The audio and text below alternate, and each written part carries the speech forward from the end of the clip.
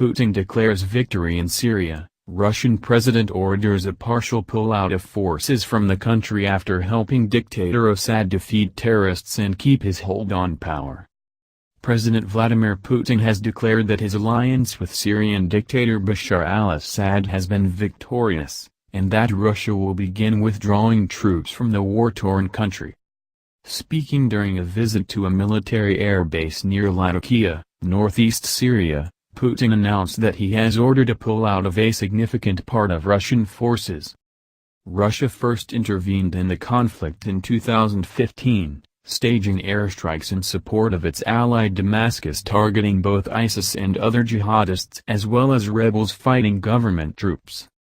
I order the defense minister and the chief of general staff to start withdrawing the Russian group of troops to their permanent bases, Putin said in a televised speech as he visited Russia's Hamamim air base in Syria.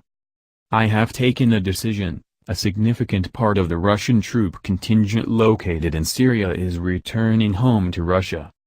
Putin said the troops had helped the Syrian army crush the most battle-ready group of international terrorists, apparently referring to ISIS. He added that if the terrorists again raise their heads, we will deal such blows to them they have never seen. The Russian leader also hailed the valor of his troops, saying, "You have shown the best qualities of a Russian soldier. Our homeland thanks you, my friends," Putin said. "Have a safe trip. I thank you for your service." After seeing troops march, Putin drove up to the Russian warplanes parked on the runway and talked to the pilots, who said they will fly back home later in the day. Putin and Assad were pictured smiling and shaking hands, before Putin left for Egypt, where he arrived later on Monday. Putin reportedly told Assad he would discuss the prospects for a peace settlement with the leaders of Egypt and Turkey later Monday. "I hope that together with Turkey and Iran we will succeed in restoring peaceful life and launch a political process to settle the situation in Syria," Putin said. Syrian TV said Assad thanked Putin for his troops' effective contribution to the fight against terrorism in Syria, which he said the Syrian people will never forget. Syria has been saved as a sovereign, independent state, refugees are coming home and conditions have been created for a political settlement under the United Nations auspices, Putin said. A fresh round of Syrian peace talks is scheduled for next week in Astana, Kazakhstan said Monday, as part of a Moscow-led push to end the six-year conflict.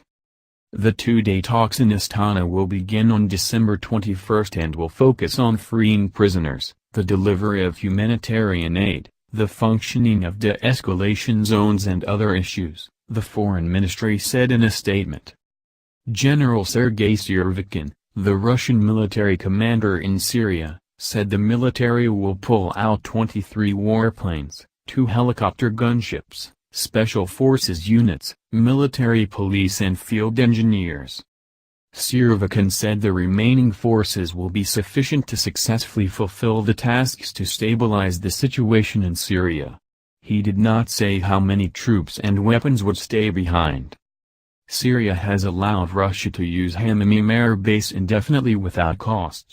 Moscow also has a deal with Syria to use the Tartus base for 49 years, which could be extended if both parties agree. The Russian military plans to modernize the air base and expand its runways to allow it to host more warplanes. It also intends to expand the Tartus facility significantly to make it a full-scale naval base capable of hosting warships, including cruiser-sized vessels.